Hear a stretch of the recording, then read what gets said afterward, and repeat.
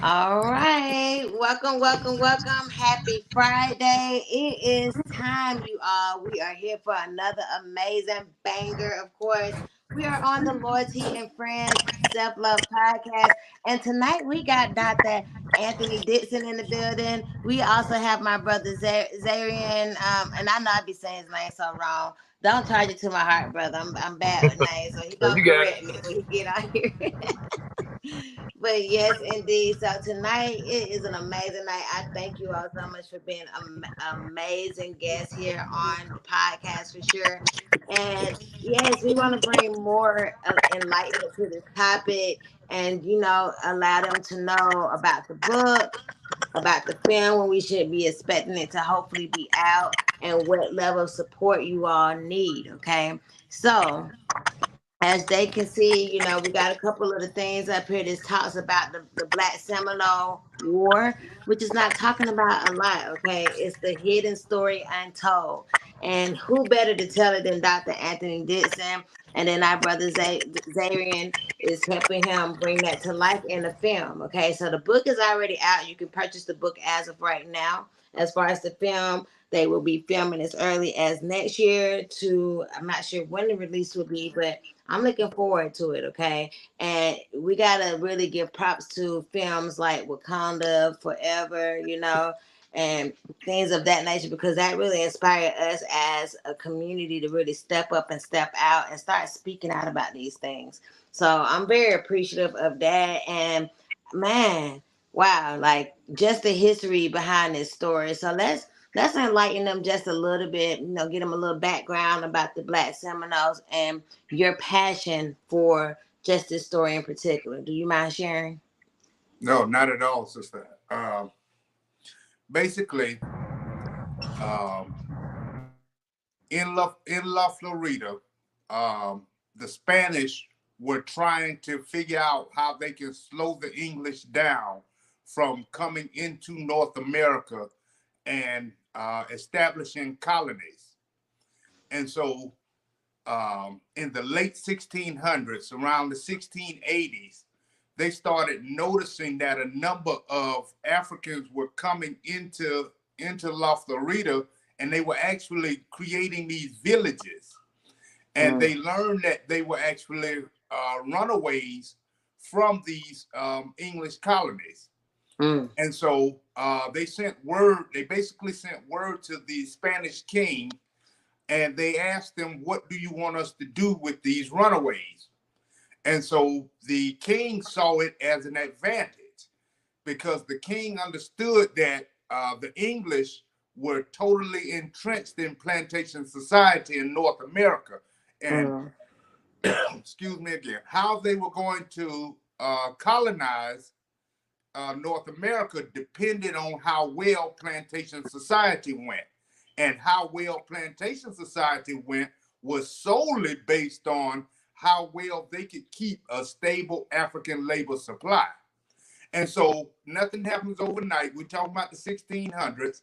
So it actually takes about 5 years for the king to send an official response.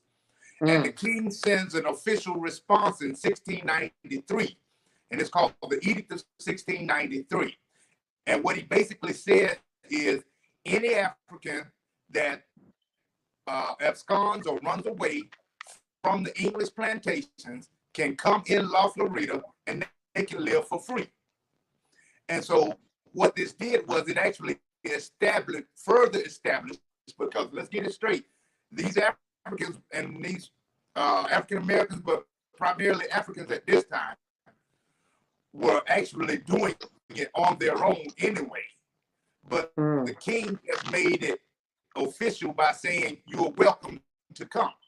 And so that is actually the first Underground Railroad. And so for years, these Africans started coming into La Florida. Now, as plantation society started growing, Native Americans started coming into La Florida as well, because plantations started taking over their land. And so it forced them to come down into La Florida as well. And so what happens is you have some small bands that But then there's this major break in the Creek Nation in Alabama. And what happens is the northern Creeks or the upper Creeks they're basically pissed off at the lower Creeks, because the lower Creeks in South Alabama were beginning to accept plantation society, and they were actually beginning to buy and trade enslaved Africans. So they actually entered the slave trade. And so the upper Creeks questioned them and asked them what were they doing. And so they actually had a big falling out. And so the upper Creeks pushed their way down through Alabama, and they come into Florida in what we call the Panhandle, from Pensacola to Tallahassee, and they come down into that area. And so when these upper Creeks come into La Florida, they realize that there are other Native Americans that are trying to get away from plantation society as well. And so they create their own group called the Seminoles. And that's why they say renegade. That actually was the term that was given to them, because they saw them as renegade Creeks. And so the Seminoles are actually a mixture that's dominated by the Creeks, but it's a mixture of Native Americans that created their own nation. And so while they're all running away and trying to get away from plantation society, they start intermingling and joining with these Africans. And so when they get into La Florida, it's actually the Africans who show them how to survive. They show them how to rotate crops. They show them all the different things to survive in La Florida and in the wilderness. And so when we get to the mid-1700s, even the English recognize the Seminoles, and they recognize these maroon villages as well. Of course, the English are quite upset about these black maroon villages, because they know they're all their runaways. And so as time goes on through the 1700s, they're always trying to come down, and they're trying to do two things. Actually, they want to take Florida from the Spanish, but they also want to get those runaways and bring them back to plantation society. And so by the end of the 1700s, of course, you have the American Revolution. And so even the United States picks up that same idea that we need to go down there and return these blacks to slavery. Not only that, we need to stop them from growing, because if they continue to grow, then they're going to have their own colony. And if there's a black colony in Florida, then that's always going to entice our enslaved Africans and African Americans at this point to run away. So we'll never reach our maximum potential, and we may not even survive if they go down and make their own nation. So it became a priority to get and do something about these blacks living in Florida. And what happens is, after the War of 1812, Andrew Jackson recognizes this large group of blacks in Florida. And so the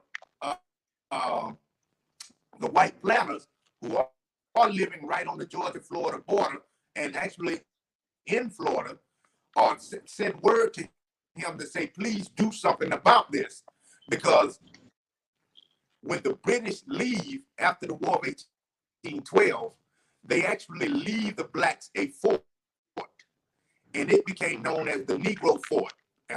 It's about 65 miles south of Tallahassee, southwest of Tallahassee, down toward the Gulf. And so Andrew Jackson basically obliges, and he comes into Florida from New Orleans, and he wages war against the Seminole Native Americans and these blacks. But his specific target at this point was the blacks. And so he burns the Negro Fort down. And when he burns the Negro Fort down, he starts the first Seminole War. And what happens is it pushes the blacks and the Native Americans further south into what we now call Central Florida, in the Tampa area and all the way over toward Orlando below Gainesville. And so at this point, the blacks and the Native Americans now, because they've been cohabitating, intermingling, having these villages in close proximity to each other for over 100 years now, right? And so now the Spanish are there, but they're not really doing anything. They have to rely on themselves. So they go into a formal agreement. And when they go into the formal agreement, we stop calling them Florida Maroons, and we began to call them Black Seminoles. And so after, what's funny is the story that they never tell is that how these Seminoles go, particularly the Black Seminoles, is actually how Florida develops. And one of the main fights that we have against DeSantis and all of the things that he's trying to do to the history curriculum down here in Florida. Because not only has he progressed from simply belittling African-American accomplishments and contributions to Florida, he's gotten to the point where he is now just telling outright lies and misinformation to our children in the curriculum. And so what happens is that they go into a formal agreement and they're living in Central Florida. But at this time, particularly the area below Gainesville and in the Orlando area, I don't know if you've ever been to Orlando. It's nice and pretty, got all of these different lakes. We even have neighboring Lake County next to Orange County, which has over 100 pristine lakes. But if you can imagine the late 1820s, early 1830s, it was all lowland, marsh, swampy area. And so they decided that they were not going to be forced to live into this area and be forced to just try to squeeze out some type of living. And they weren't just going to struggle. So they came back to North Florida and said, no, we want our land back. And the blacks came back with them. And when the blacks came back and they realized how many blacks came back, they were like, oh, we definitely have to do something. Because what happens is also when they push them down into Central Florida, Florida then was ceded over from Spain to the United States, and it became a territory. So we can see exactly how that relationship went between the blacks, the Seminole Native Americans, and how Florida is actually developing. And so when they back in the late 1820s and 1830s, the whites are saying, no, we can't have them back, no, especially now that we've started plantation society strong in North Florida. Our enslaved people will run every day if they know that these blacks are back. And so they go into another war, and it's called the Second Seminole War. And here's the real thing about it. These blacks and their Native American counterparts, they did not wait for the U.S. government, for the military, for plantation society to come and hunt them down like Andrew Jackson did. They decided that they were going to go to war, and they actually struck first. They started the war. Whites didn't start the Second Seminole War. The blacks and the Native Americans actually started the war. And so this is the whole point of what we're trying to also demonstrate about self-empowerment, self-reliance, and black people not being so reactive all the time, but becoming proactive. And we take those lessons today, and understand that We can't just keep sitting back and being reactive to what DeSantis is doing and what other people are doing around the country to us. We must see these things, understand the trend, and do something about it before it gets to a point where we have to be reactive. And so, absolutely, again, they struck first. They struck the first blow. They started the war. They fought for their freedom, and it lasted 7 years. It is the longest, deadliest, and costliest, quote unquote, Native American war fought against the U.S. government. And the Native American leader was called Osceola. And I don't know if you ever seen Florida State play either football, basketball, or whatever. This Native American figure comes out, and it's Osceola. And he's their main mascot. And so the reason, though, and this is the real funny thing about it, the reason that Osceola doesn't get all the accolades, even though he fought, he led the Native Americans to fight longer than any other group of Native Americans. Like again, I said, this war lasted 7 years. Most of the people in his band were Black. He had strong ties. His best friend was Black. His wife was Black. And so because of these factors, they don't give Osceola the same accolades that they give Geronimo, Sitting Bull, Chief Joseph, and all the other ones we see in American history. And it is because he had such a strong relationship with the Blacks. And so if you begin to look at Osceola and you look at the Second Seminole War, then people realize that, like even the general said during the war, this is not an Indian war. This is a Negro war. And you realize that it was a major slave rebellion. And it is the largest slave rebellion in U.S. history. And so they continued to fight until the U.S. government actually gave up and said, okay. If the Black people will agree to go out west with the Native Americans, you can go out west, you can live free, we will not bother you. If you stay with your Native American counterparts and you go out west, you can have your freedom. So we're talking not the 54 people that fought with Nat Turner, the 54 that were casualties of the Nat Turner, or the numbers that we see in the other rebellions like Port Coupé and places like that. We actually see over 1,000 Blacks getting their freedom. And this is a story that they do not want to tell. right. Especially DeSantis here in Florida. He doesn't want to tell those types of stories. And but then, you know, I think part of the reason that they don't speak about these stories is, for one, because think about the power of our people really knowing what the power that we possess. It's going to take out that level of fear. And it's going to actually empower our people to be, yes. See, What that's you say? I'm sorry. thing. It's what Black people do when they actually come together. Because it was Black Seminoles, those that had both Black and Native American ancestry, right?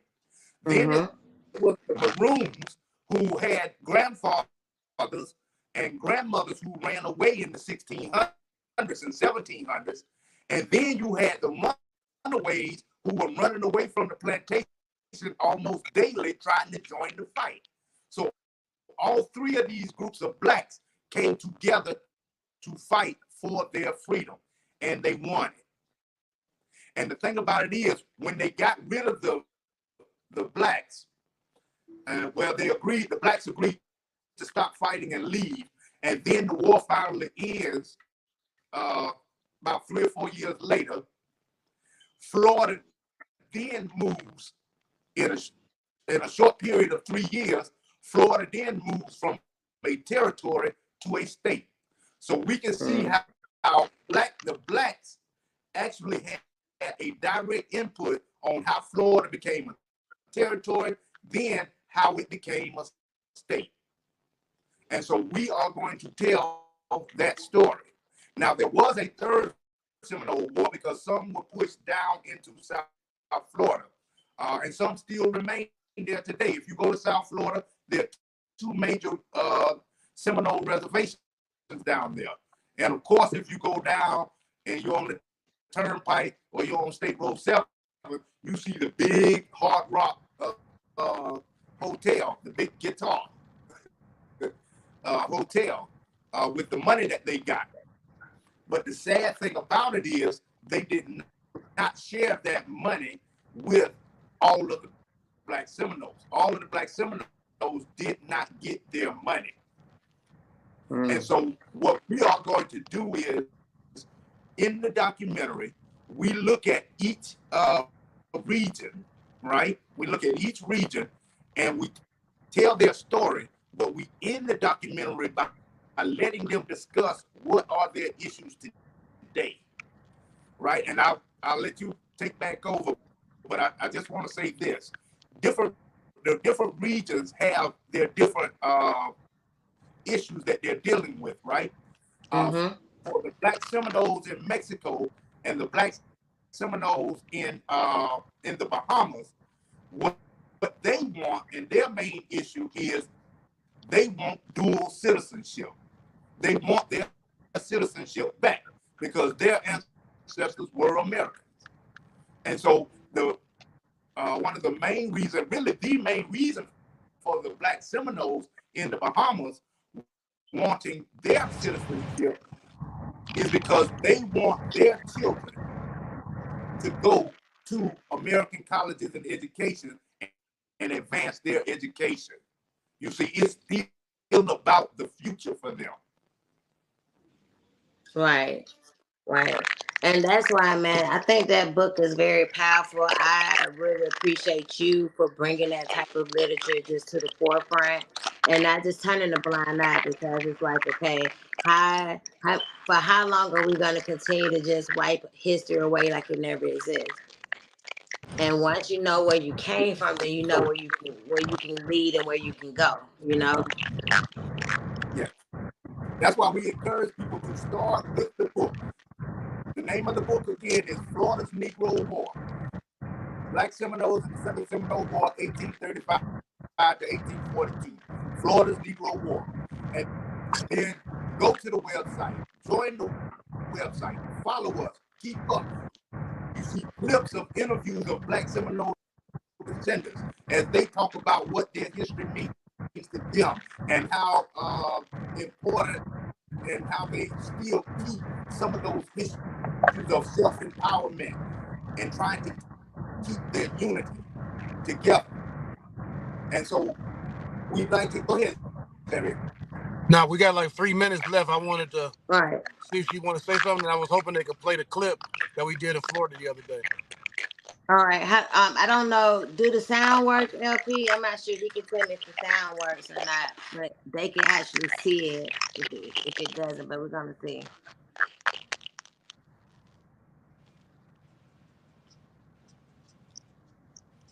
Yes, I don't think they'll be able to hear it.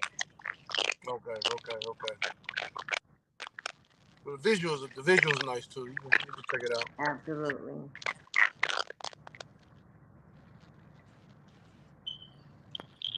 And while you all are looking at these visuals, I want to, for one, say, make sure you all are supporting this movement. Make sure you go visit 𝒂𝒂𝒏𝒕.com, of course. That's how you can connect with the movement. The book is already out. You can purchase the book there. And then they will start filming the film as of next year, but they're doing a documentary as we're speaking. So I'm looking forward to this. Just looking at the video alone tells a beautiful story. So I can't wait. However I can support, then I'm there for you all for sure. So I definitely want to say that. So we're gonna let this clip play out a little bit so they can at least get a visual of the story that's gonna be painted. and then y'all tell them how you all would prefer to be supported. And at 8 p.m. Eastern Standard Time, we're going to go over to Clubhouse you all for a Q&A. So if you have questions that you would like to be answered or you want to be a part of this dialogue, come join us on Clubhouse. And yes, in the Loyalty and Friends house on Clubhouse, okay? 8 p.m. Eastern Standard Time chart. All right. But yes, let's let this clip finish out. And then, yes, we'll let them know how they can support. And we'll go ahead and prepare to close out for tonight.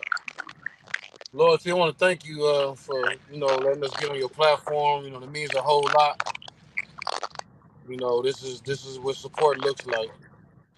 Absolutely. Absolutely. And it was a joy, like just hearing the history. I can't wait to actually get the book myself and be able to read that and be able to visualize it. So when the film come out, it's gonna be like, wow, like because we already read it. So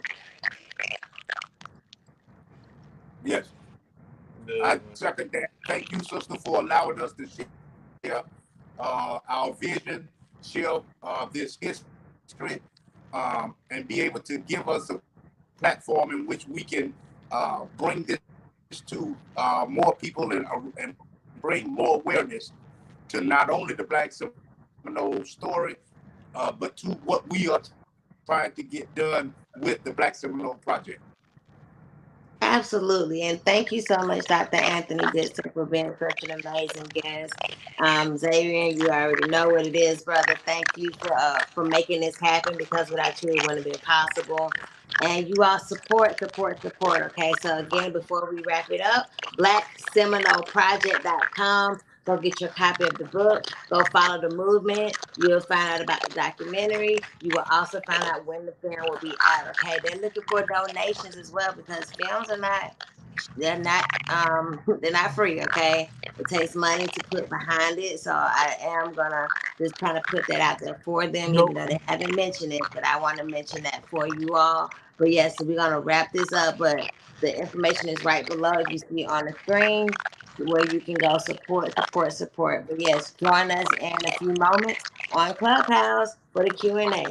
All right, until next time. Bye, y'all. Birthday celebration. peace. Later.